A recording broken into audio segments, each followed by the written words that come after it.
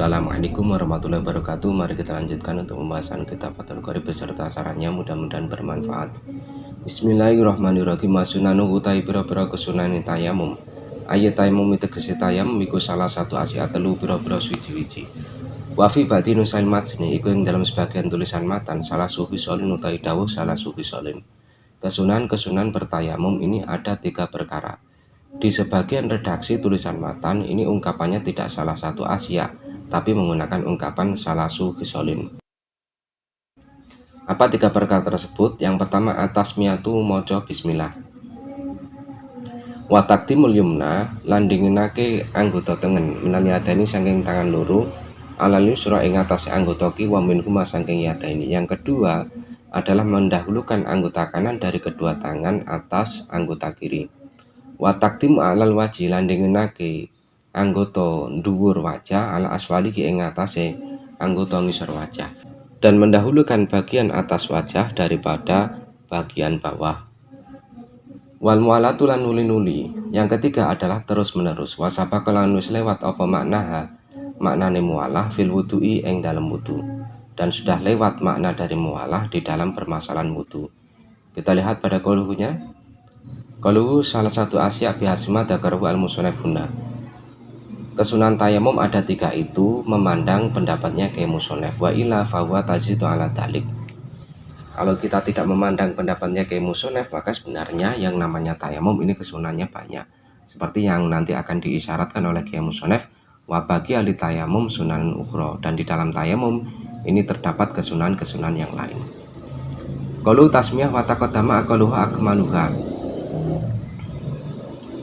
Kesunan yang kedua adalah membaca bismillah, dan ini sudah kita jelaskan di dalam bab wudu, minimal dari bismillah dan kesempurnaan dalam bismillah. Kalau minimalnya kita mengucapkan bismillah begitu saja, kemudian kalau maksimalnya berarti kita tambahi sampai selesai lafaz bismillah. Wa ya'ti biha walau kana junuban aw haidun lakin yuksadu adzikru aw yutlaq aw yuksadu al-Qur'anu wahda aw ma'adzikri.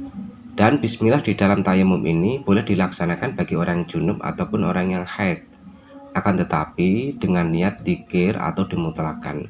Tidak diperkenankan berniat untuk membaca Al-Quran saja atau besertaan dengan dzikir. Kemudian kita lanjutkan. Qalu alal wajhi ala aswalihi laisa dalika min madhali kalamil musannif wa inna dzakara huna lil munasabah. Ungkapan watak di mu'alal wajhi ala asfalihi ini bukanlah ungkapan Kiai Musonef, akan tetapi ini adalah ungkapan Kiai Syareh. Beliau menyebutkan ini karena ada keserasian antara mendahulukan tangan kanan dengan tangan kiri. Kalau wajah ini mendahulukan bagian atas daripada bagian bawah. Fal aula ta'khiruhu inda dzikri sunani alati zadaha. Sebenarnya yang lebih baik itu Kiai Syareh ini mengakhirkan ungkapan wataktimu alal wajhi sampai akhir pada bagian kesunan-kesunan yang lain yang beliau sebutkan. Qalu al-mualah li ghairi ta'imil hadas. Mualah ini hukumnya sunnah, ini kesunan yang nomor 3 ya. Mualah ini hukumnya sunnah bagi selain ta'imul hadas, bagi selain orang yang hadasnya selalu ada. Amma huwa fatajibu al-mualah fitayamumihi. Adapun bagi daimul hadas atau orang yang selalu hadas, maka namanya mualah di dalam tayamumnya ini hukumnya adalah wajib. Kama tajibu fi wudu'ihi, seperti halnya mualah itu juga wajib hukumnya di dalam wudu daimul hadas. Tahfifan lil mane. Tujuannya apa? Harus mualah bagi daimul hadas adalah untuk meminimalisir dari pencegah sholat yang ada, jadi meminimalisir hadas yang ada. Qalu huwa sabaqa makna fil wudu'i. Tadi sudah jelaskan bahwa mualah itu hukumnya sunnah di dalam tayamum seperti halnya sunnah di dalam wudu, dan makna mualah telah kita bahas di dalam wudu. Ibaratuhu hunaka wa yu'abbaru anha bitatabu. Kalau di dalam permasalahan wudu, makna mualah itu adalah tatabu. Tatabu itu apa? Wa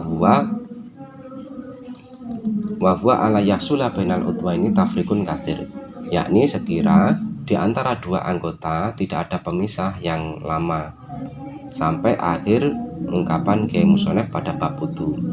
Artinya yang namanya mualah itu adalah di antara dua anggota ini tidak terjadi pemisah yang lama, sekira anggota sebelumnya ini belum kering. Itu kalau di dalam permasalahan air. Kalau di dalam permasalahan debu, bagaimana? Debu itu kan tidak sama seperti air yang bisa kering. Maka di dalam kitab bajurnya disebutkan wayukot daru aturabu ma'an. Debu ini kita kira-kirakan seperti halnya air. Artinya kalau kita wudhu dengan air, umpama keringnya ini adalah 5 menit, maka debu disamakan waktunya dengan air tersebut.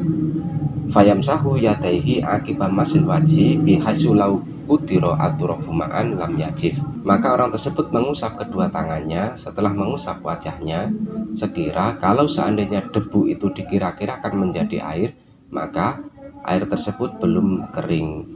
Inilah yang namanya mualah di dalam tayamum, yakni disamakan dengan permasalahan air. Kita lanjutkan untuk fatul korepnya. Wabakia dan isi kari di tayamum kedua tayamum apa sunanun pira-pira sunah ukhra kang liya madkuratun kang den tutur fil mutawalati ing dalem kitab kang den jembarake keterangane. Dan masih tersisa bagi tayamum kesunahan-kesunahan yang lain yang disebutkan di kitab yang diperluas keterangannya. Minha iku setengah saking sunanul ukhra nazul mutayamimi utawi oleh nyopoti wong kang tayamum khotimahu ing cincine mutayamim fidorbati ing dalam pukulan al-ula kang kawitan. Kesunan yang pertama yang disebutkan di kitab-kitab besar adalah melepasnya orang yang tayamum terhadap cincinnya di dalam pukulan yang pertama. Adapun untuk pukulan yang kedua, maka hukumnya wajib untuk melepas cincin tersebut. Kita lihat pada qaulunya. Qauluhu minha nasul mutayammimi khotimahu wa minha tahfifu turabi min kafaihi walau binaftihi minhuma. Kesunahan yang lain selain mencopot cincinnya adalah menipiskan debu dari kedua telapak tangannya walaupun dengan mengipatkan kedua tangan tersebut. Wa minha tafriqu asabihi fi kulli darbatin. Kemudian kesunahannya lagi adalah dengan membenggang jari-jari tangannya di setiap pukulan. Li'annahu ablaghu fi isaratul ubat. Karena dengan kita membuka jari-jari ketika meletakkan pada debu, maka debu yang menempel ini akan lebih banyak.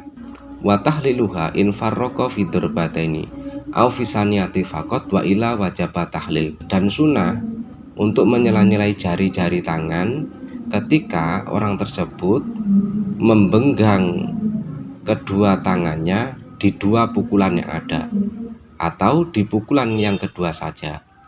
Jadi yang namanya menyela-nyelai kedua jari-jari, jari kanan ataupun jari kiri ini hukumnya sunnah tatkala ketika sampean memukulkan kedua tangan tersebut ini tangannya dibenggang.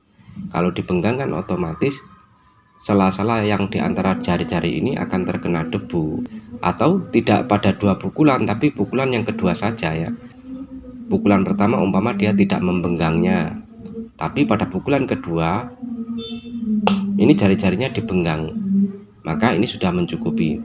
Maka hukum mualah ini hukumnya hanyalah sunnah saja. Wa ila wajabat tahlil. Dan kalau tidak semacam itu, maka yang namanya tahlil ini hukumnya menjadi wajib. Berarti kasusnya ketika di dua pukulan yang ada dia tidak membenggang jari-jarinya sama sekali. Pukulan pertama untuk wajah dia tidak memenggangnya. Pukulan yang kedua untuk kedua tangan dia juga tidak memenggangnya. Ini berarti otomatis sela-sela yang ada di antara jari-jari belum tersentuh debu, sehingga menyela-nyelai ini hukumnya adalah wajib. Atau dia membenggangnya pada pukulan yang pertama saja, ini juga nanti mualah hukumnya wajib. Kenapa? Karena ketika dia hanya membenggang pada pukulan yang pertama, dan pukulan pertama ini kan tujuannya untuk wajah, sehingga debu yang menempel pada sela-sela jari-jari ini tidak dianggap. Karena memang pukulan pertama ini ditujukan tujuannya adalah untuk mengusap wajah. Ini perbedaan antara tahlil yang sunnah dan tahlil yang wajib. Kita lanjutkan. Wa minha ala yarfa'ayatahu anil lutmi hatta yutimma masahu. Kesunahnya selanjutnya adalah sampean tidak mengangkat tangan sampean dari anggota yang diusap sehingga sampai sempurna mengusapnya. Khurujan min khilafi man aujabahu. Keluar dari perbedaan ulama yang mewajibkan. Karena kalau diangkat, ini ada ulama yang mengatakan bahwa debu yang telah terangkat dari anggota yang ditayamumi ini disebut dengan debu mustakmal, sehingga tidak cukup untuk meneruskan mengusap lagi. Terus ada lagi wa minha atawajuh lil kiblati, menghadap kiblat, ini hukumnya sunnah. Wal huroh wa tahjil, ada lagi kesunahan huroh dan tahjil. Berarti kalau wajah kita lebihkan usapan pada wajahnya, dan kalau tangan kita lebihkan sampai kepada lengannya. Ini namanya huroh dan tahjil di dalam bab tayamum. Wa minha asiwaku qoblahu, kemudian ada lagi kesunahan bersiwak sebelum tayamum. Wa mahaluhu qoblan nakli wa tasmiyah, tempatnya adalah sebelum kita memindah debu dan sebelum membaca bismillah. Binaan ala annahu yutlabu muqaranatu tasmiyah linakli ala qiyasi ma fil wudu min muqaranati tasmiyah li ghusl kafaini. Tempat bersiwak ini sebelum memindah dan sebelum bismillah memandang pendapat yang mengatakan bahwa ada kesunahan membaca bismillah ini dibarengkan dengan memindah debu. Berarti kalau kita memindah debu ini hukumnya sunnah berbarengan dengan bismillah, maka letak siwak ini sebelum memindah debu. Wakilah baina tasmiyati wa nakli, Adakil mengatakan bahwa siwak ini dilakukan di antara bismillah dan memindah. Ini berarti kebalikan dari yang atas. Binaan an-anahu la yutabu muqaranatuka lahu, dengan memandang bahwa bismillah ini tidak disunahkan bersamaan dengan memindah debu, seperti itu. Wa minha adzikru al-masyhur ba'dal wudu'i. Kemudian kesunahannya lagi adalah membaca zikir yang masyhur setelah wudu. Wa sholatu rakaataini, dan sholat 2 rakaat setelahnya. Berarti sama seperti halnya wudu. Wa jam'u sunanil wudu'i mimma yumkinu maji'uhuna ila tasli. Semua kesunahan-kesunahan wudu ini bisa dilakukan di dalam tayamum kecuali meni 3 kali. Kalau meni 3 kali ini hukumnya tidak sunnah di dalam tayamum. Kalau amasaniyah, ini tadi permasalahan melepas cincin ya. Pada pukulan pertama melepas cincin ini hukumnya sunnah, tapi kalau pada pukulan kedua ini hukumnya adalah wajib. Ai illa ini tasa'a bihaisu yasilu al-ghubaru lima tahtahu bila nas'ain, kecuali cincinnya itu longgar sekira debu ini bisa masuk di bawah cincin tanpa melepasnya. Fa innahu la yajibu hinaitin. Kalau kasusnya semacam itu, maka melepas cincin ini hukumnya tidak wajib. Walakinnahu yusanu, akan tetapi disunahkan kama huwa tohir. Kemudian kita lanjutkan waladi yubtilu tayammuma wallahu a'lam bishawab. Kita lanjutkan pada pertemuan selanjutnya. Saya akhiri, wassalamualaikum warahmatullahi wabarakatuh.